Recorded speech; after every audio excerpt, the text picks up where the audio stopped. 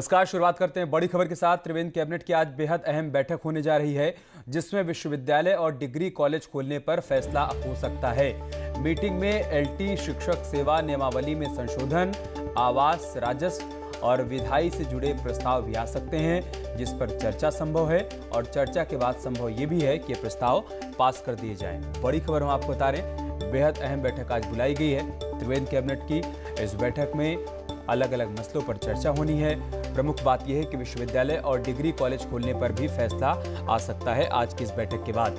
हमारे सहयोगी भारती सकलानी इस वक्त लाइव हमारे साथ जुड़ चुकी हैं। भारती, क्या जानकारी, क्या अपडेट है इस बैठक को लेकर? देखिए, पॉइंट्स आपने बताएं अमित अभी, लेकिन सबसे इंपॉर्टेंट जो है वो यूनिवर्सिटीज और डिग्री कॉलेज खोलने को लेकर फैसला, क्योंकि 3 बार मीटिंग हो चुकी है। इससे पहले जो कैबिनेट मीटिंग हुई थी उसमें भी कॉलेज को खोलने को लेकर यहां पर फैसला होना था, लेकिन कुछ निर्णय नहीं निकल पाया था। फिर मुख्य सचिव की अध्यक्षता में कमेटी बनी, उसने अपनी रिपोर्ट जो है वो गोपन विभाग को भेजी और आज वही रिपोर्ट जो है वो कैबिनेट के सामने रखी जाएगी और उसके बाद फैसला होगा कि कॉलेज खोले जाएं या ना खोले जाएं। हालांकि जो हायर एजुकेशन मिनिस्टर है उनसे बात जब हुई इस मुद्दे पर, तो वो ये कहते हैं कि उनकी तरफ से पूरा प्रपोजल तैयार है। सभी कुलपतियों से बात कर ली गई है कि यूनिवर्सिटीज और कॉलेज खोले जाएं और किस तरह से उसको खोले जाएं, वो भी उन्होंने पूरा प्रपोजल तैयार किया है। लेकिन अब जो मुख्य सचिव की अध्यक्षता में कमेटी बनी, उसने अपनी रिपोर्ट में क्या कुछ रखा है, किस तरीके से उनका प्रपोजल बना हुआ है, इस पर ही आज कैबिनेट में चर्चा होनी। भारती, इसके अलावा आवास और राजस्व से जुड़े प्रस्ताव भी आ सकते हैं, उस पर भी चर्चा हो सकती है। उसके बारे में क्या जानकारी है?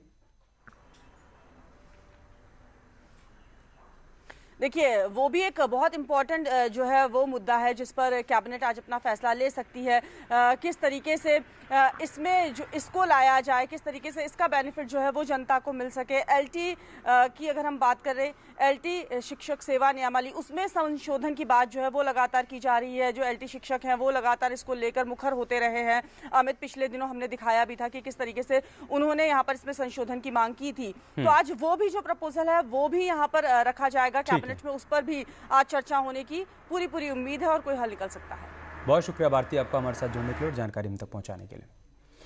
हिमाचल और गुजरात में बूथ लेवल से भी नीचे पन्ना प्रमुख बनाने का प्रयोग खरा उतरने के बाद अब बीजेपी उत्तराखंड में भी पन्ना प्रमुख का प्रयोग करने की तैयारी में है और पार्टी को भरोसा है कि ये कॉन्सेप्ट 2022 में सत्ता की राह को आसान करेगा। बीजेपी में यूं तो बूथ लेवल से संगठन की शुरुआत होती है, बूथ, मंडल, जिला और फिर प्रदेश संगठन। लेकिन अब बीजेपी बूथ से भी नीचे पन्ना प्रमुख का कॉन्सेप्ट लागू करने जा रही है। दरअसल प्रदेश बूथ की वोटर लिस्ट होती है। इस लिस्ट के एक पेज में 30 वोटर के नाम होते हैं। बीजेपी इन 30 वोटर्स को कन्विंस करने की जिम्मेदारी अपने एक कार्यकर्ता को देगी, जिसे पन्ना प्रमुख कहा जाएगा। पन्ना प्रमुख बूथ के इन 30 मतदाताओं से संपर्क बढ़ाएगा, उन्हें कन्विंस करेगा और वोटिंग के दिन उन्हें पोलिंग सेंटर तक भी लाएगा। यानी कि अगर एक बूथ पर 900 मतदाता हैं, तो बीजेपी इस बूथ पर 30 पन्ना प्रमुख बनाएगी। हम आने वाले मार्च अप्रैल तक हर बूथ पर पन्ना प्रमुख तक बनाएंगे। बूथ तक तो हमारी कमेटी है ही है, बूथ में भी हम एक पन्ने का एक कार्यकर्ता खड़ा करेंगे। उस कार्यकर्ता के पास 10 घर होंगे, वो 10 घरों में महीने में एक बार संपर्क करेगा। दरअसल 4 दिनों तक उत्तराखंड के सियासी हालात के साथ ही सरकार और संगठन की नब्ज टटोल कर गए बीजेपी के राष्ट्रीय अध्यक्ष जेपी नड्डा 2022 के लिए संगठन को कुछ महत्वपूर्ण की पॉइंट्स भी दे गए हैं, जिनमें टारगेट बनाकर काम करना और पन्ना प्रमुखों की टीम खड़ी करना सबसे बड़ा और पहला गुरु मंत्र है। भारतीय जनता पार्टी उत्तराखंड ने लक्ष्य रखा है कि उन 30 वोटर्स के ऊपर अपने कार्यकर्ताओं को प्रमुख के रूप में पन्ना प्रमुख की जिम्मेदारी देंगे और वो उन 30 वोटर्स को वोट के समय, चुनाव के समय भारतीय जनता पार्टी के पक्ष में वोट डालने के लिए मोटिवेट करेगा। बीजेपी को अब एक बूथ 10 यूथ की जगह एक बूथ 20 यूथ की एक अलग से टीम तैयार करने का लक्ष्य दिया गया है। इस पूरे ऑपरेशन को नाम दिया गया है माइक्रो मैनेजमेंट, जो इसका वोट प्रतिशत तो बढ़ाएगा ही, साथ ही 60 सीटों पर भगवा लहराने के उसके लक्ष्य को भेदने में भी सहायक होगा। देहरादून से सुलिंदर प्रभात, न्यूज़ 18। बीजेपी के राष्ट्रीय अध्यक्ष का उत्तराखंड दौरा खत्म होने के बाद बीजेपी के प्रदेश अध्यक्ष बंशीधर भगत अब प्रदेश की सभी 70 विधानसभा क्षेत्रों का दौरा करने की तैयारी में हैं। 24 दिसंबर से दौरे की शुरुआत होगी और अगले 3 महीने में भगत सभी 70 विधानसभा क्षेत्रों का दौरा पूरा कर चुके होंगे। भगत के दौरे की खास बात यह है कि भगत सभी विधानसभा क्षेत्रों में रात्रि विश्राम भी करने वाले हैं। तो बंशीधर भगत के विधानसभा के दौरे की खास बात क्या है वो भी हम आपको बताते हैं। शक्ति केंद्र से लेकर उस विधानसभा क्षेत्र में रहने वाले पार्टी के सभी पदाधिकारियों की वो मीटिंग लेने वाले हैं। गढ़वाल में महामंत्री कुलदीप कुमार तो कुमाऊं में महामंत्री राजेंद्र भंडारी अध्यक्ष के साथ मौजूद रहेंगे। इसके अलावा पुराने और वरिष्ठ कार्यकर्ताओं की भी मीटिंग होनी है। पार्टी नेताओं से 1-to-1 मुलाकात का भी कार्यक्रम है प्रदेश अध्यक्ष का। इस दौरान भगत एक कार्यकर्ता के घर पर खाना भी खाएंगे। इसमें विशेष तौर पर ध्यान रखा जाएगा कि हर वर्ग के कार्यकर्ता के घर प्रदेश अध्यक्ष खाना खाने के लिए जाएं।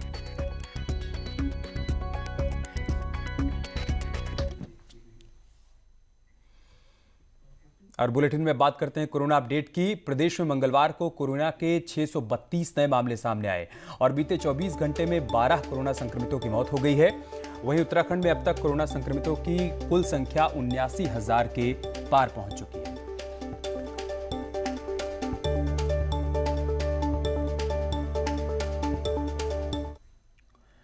और इस बीच एक बड़ी खबर यह है कि स्वास्थ्य महानिदेशक डॉक्टर अमिता उप्रेती भी कोरोना पॉजिटिव हो गई हैं। अमिता उप्रेती के पति भी कुछ दिन पहले कोरोना संक्रमित हुए थे। आपको बता दें कि डीजी हेल्थ के संपर्क में विभाग के कई कर्मचारी और अधिकारी भी आए हुए हैं जिन्हें अब ट्रेस किया जा रहा है।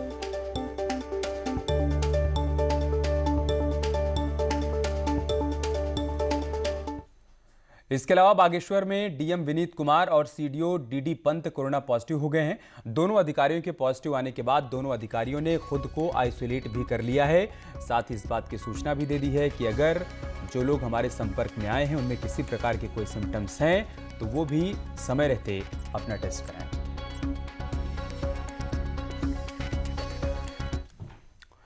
आगे बढ़ते और बात करते एक और बड़ी खबर की। उत्तराखंड विद्युत संविदा कर्मचारी संगठन चुनाव को चुनौती देने वाली याचिका को हाईकोर्ट ने खारिज कर दिया है। हाईकोर्ट ने इस मामले में सिविल कोर्ट में याचिका दायर करने की छूट दी है। आपको बता दें कि विद्युत संविदा कर्मचारी संगठन के चुनाव 19 फरवरी 2019 को हुए थे, जिसको संगठन के सदस्य जेएल योगेंद्र ने असंवैधानिक बताया था, जिसके बाद संगठन ने योगेंद्र को निकाल दिया था। इस पूरे मामले को योगेंद्र ने हाईकोर्ट में चुनौती दी थी, लेकिन हाईकोर्ट ने फिलहाल उन्हें कोई राहत नहीं दी।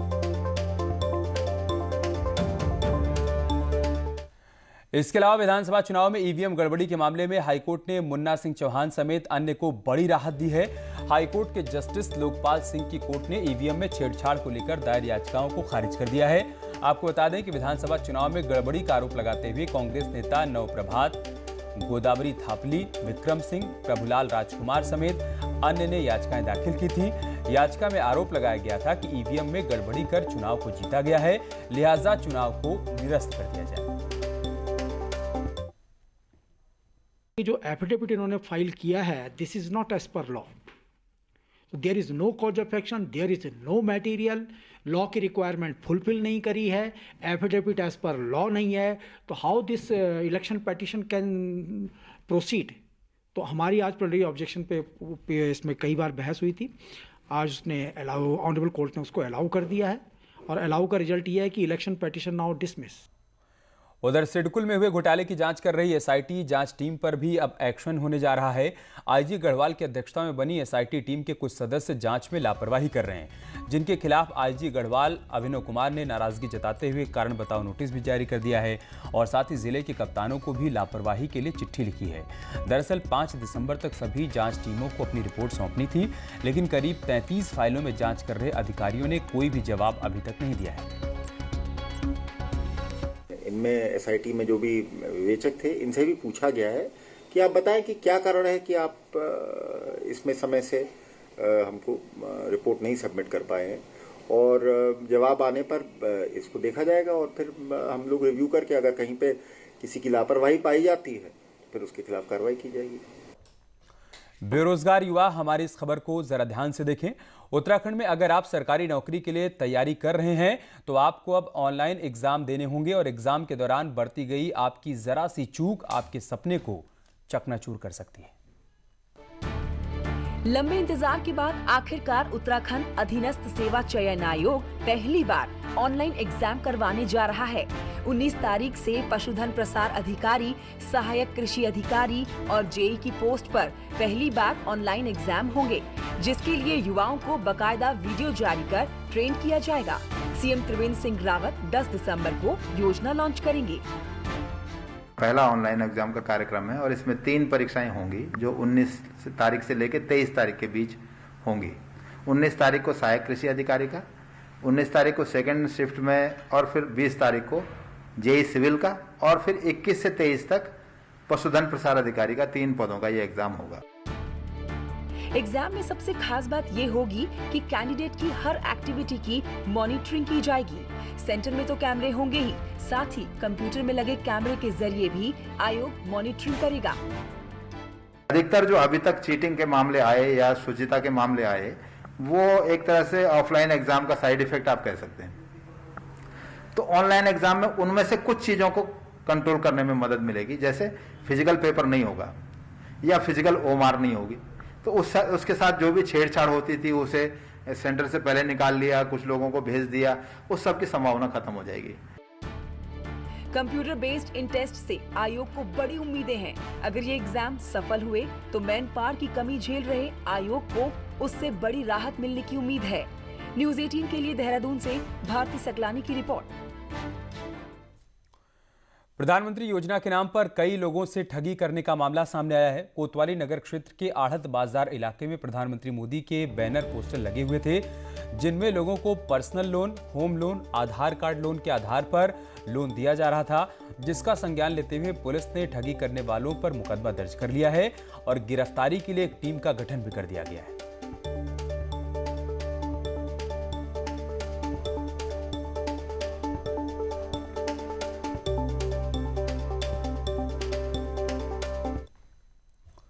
श्रीनगर गढ़वाल स्थित गढ़वाल विश्वविद्यालय के रजिस्ट्रार ऑफिस में उस वक्त हंगामा मच गया जब वहां पर अचानक से पहुंचे एक नशेड़ी युवक की छात्रों ने पिटाई कर दी। दरअसल छात्र अपनी मांगों को लेकर रजिस्ट्रार से बातचीत कर रहे थे और इसी दौरान एक नशेड़ी युवक रजिस्ट्रार कार्यालय में पहुंचकर हंगामा करने लगा। बताया जा रहा है कि नशेड़ी युवक आपराधिक प्रवृत्ति का है और पहले भी जेल जा चुका है।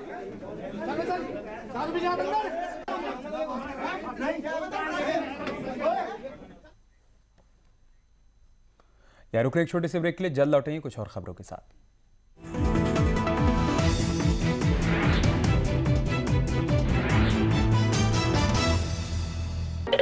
अखबार हुआ ठप।